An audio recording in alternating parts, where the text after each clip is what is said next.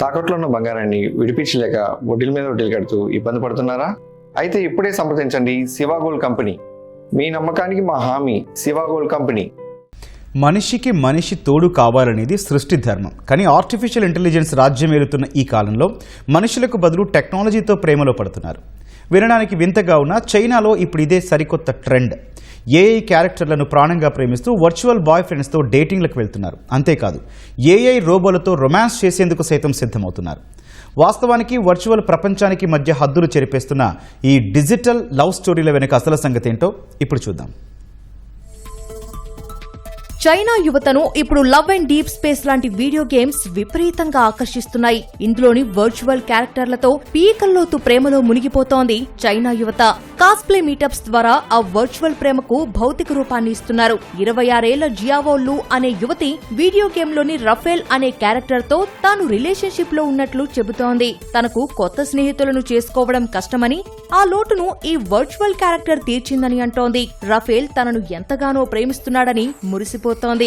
ఈ క్రేజ్ ఎంతలా ఉందంటే హావ్జీ అనే మెడికల్ స్టూడెంట్ డబ్బులు తీసుకుని వర్చువల్ బాయ్ ఫ్రెండ్ గెటప్ లో యువతలతో రియల్ డేటింగ్ లకు వెళ్తున్నాడు. దీన్ని బట్టి అక్కడ యువత డిజిటల్ మాయలో ఎంతలా కూరుకుపోయారో అర్థం చేసుకోవచ్చు.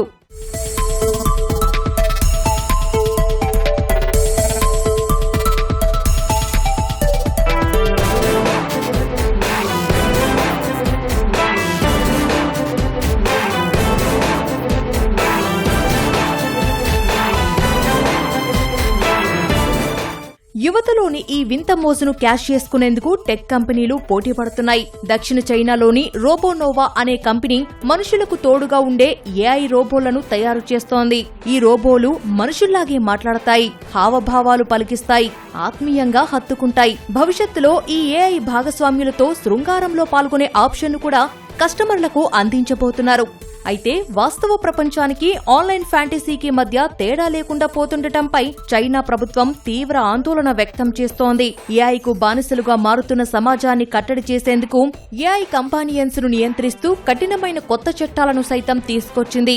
ఏది ఏమైనా రాబోయే రోజుల్లో మనుషుల మధ్య బంధాలకు ఈ టెక్నాలజీ పెనుముప్పుగా మారనుందనడంలో ఎలాంటి సందేహం లేదని నిపుణులు హెచ్చరిస్తున్నారు.